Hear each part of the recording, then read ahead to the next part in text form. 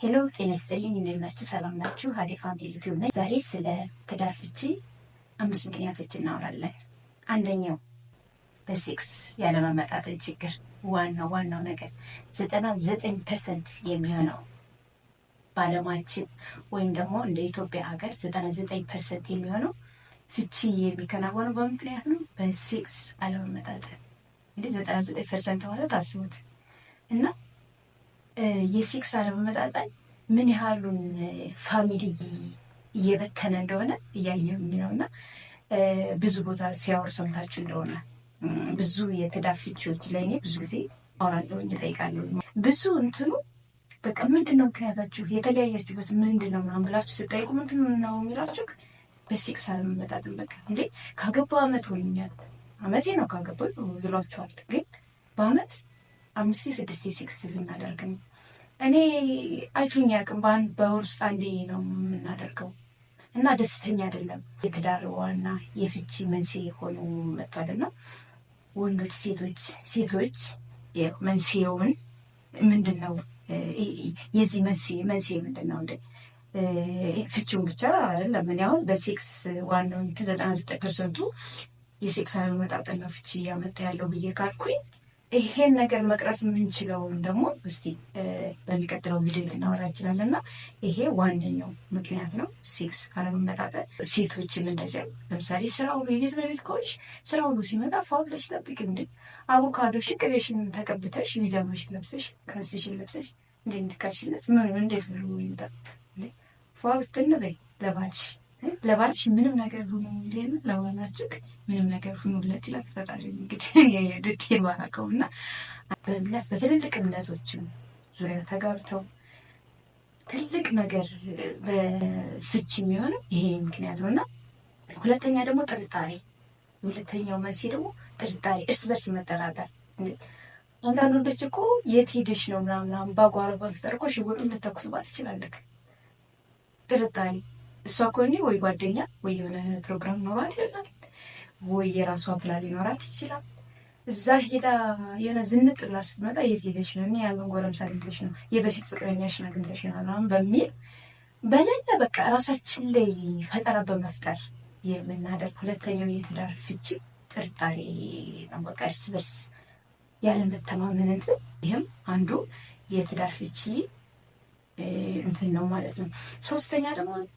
ሶስተኛ ወገን ጣልቃ ገብነት። ትዳራችሁ ላይ ለምሳሌ እናት፣ አባት፣ እህት፣ ጓደኛ ምናምን የተለያዩ ተጽዕኖ የሚያመጡባችሁ እንትኖች አሉ። የብዙ ትዳር መፍረስ አሉ። ሰው ወሬን መስማት፣ የጓደኛን የተለያዩ አልባልታዎችን ይዘን ወደ ትዳራችን ይዘን በመምጣት ሶስተኛው የትዳር ፍቺ ዋናው እንትን ነው ማለት ነው። አራተኛው ደግሞ በግልጽ ያለማውራት። ለምሳሌ የግልጸኝነት ሳይኖር ሚስጥር፣ ሁሉን ነገር ሚስጥር።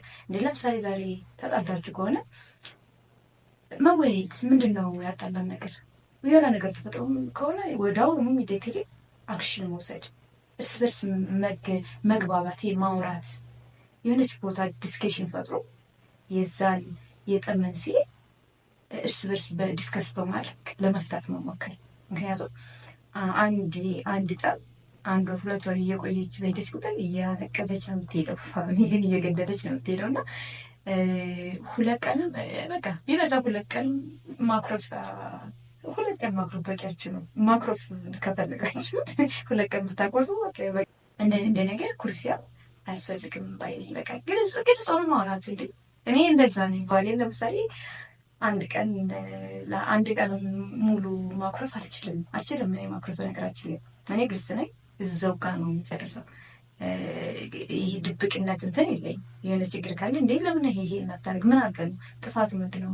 የኔም ጥፋት ከሆነ እንደዚያ ወደውን ታጠይቃለኝ። እና ይሄ ነገር ቢመጣ ዲስከሽን ቢኖር። አምስተኛው ደግሞ ሰበብ። ለምሳሌ ሚስቱ ልጅ እምቢ ሊላት ይችላል።